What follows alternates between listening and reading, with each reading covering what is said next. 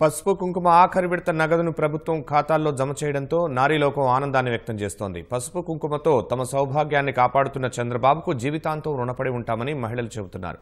తోడబుట్టిన వాళ్లే ఆదుకొని ఈ రోజుల్లో తమ అభ్యున్నతికి కృషి చేస్తున్న చంద్రబాబుకే తమ మద్దతని స్పష్టం చేస్తున్నారు.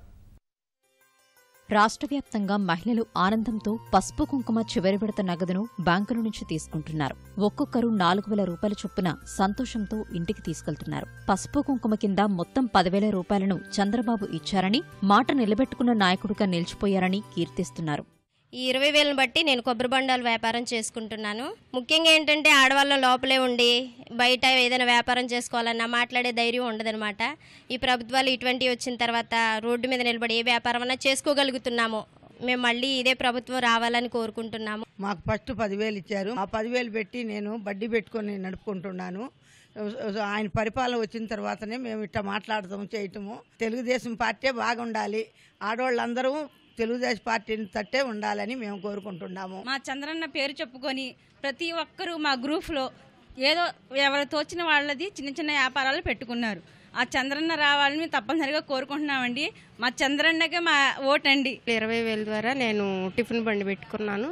అంతకుముందు ఈ డ్వాక్రా మహిళలకి ఏమి ఉచితంగా ఇచ్చినవి లేవు. అందుకని మళ్ళీ ఈ ప్రభుత్వం రావాలని కోరుకుంటున్నాను.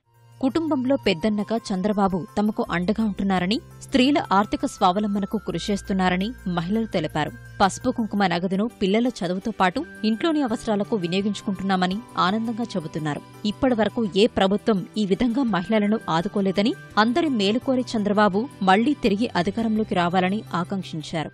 2014 10,000, ఇప్పుడు 10,000 కూడా ప్రతి మహిళ కూడా ఎంతో ఆనందంగా కుటుంబ అవసరాలకే కానీ, షాపులు పెట్టుకోవడం కానీ, పిల్లల ఫీజులు కట్టుకోవడం కానీ, మరి వాళ్లకున్న అవసరాలను బట్టి మలుచుకుంటూ 20,000ని కూడా ఉపయోగించుకోవడం జరుగుతుంది. ముఖ్యంగా పసుపు కుంకుమ అంటే మహిళలు చాలా ఆనందంగా ఉన్నారండి.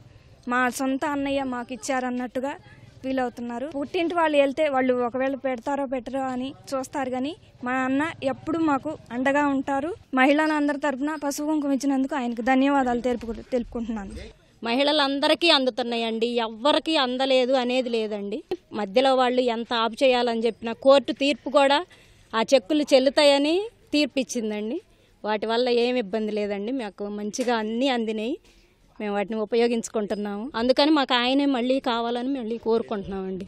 ఆయన రావాలి, ఆయన మళ్ళీ ఎన్నిసార్లు వచ్చినా ఆయన మాకు కష్టం అనిపించదు, మాకు ఆనందం. ఆయన వస్తే మాకు ఆనందం. ఆయనే రావాలి.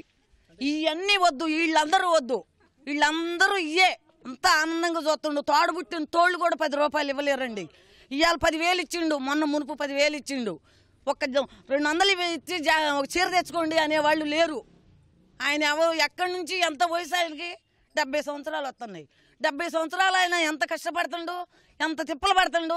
పసుపు కుంకుమ అయినా సరే ఏదైనా సరే ప్రతి ఒక్కరికి వాళ్ళ అకౌంట్లో డబ్బులు ఎక్కడా మిస్ అవ్వకుండా పడుతున్నాయండి. ప్రతి ఒక్కరికి చేరుతున్నాయి.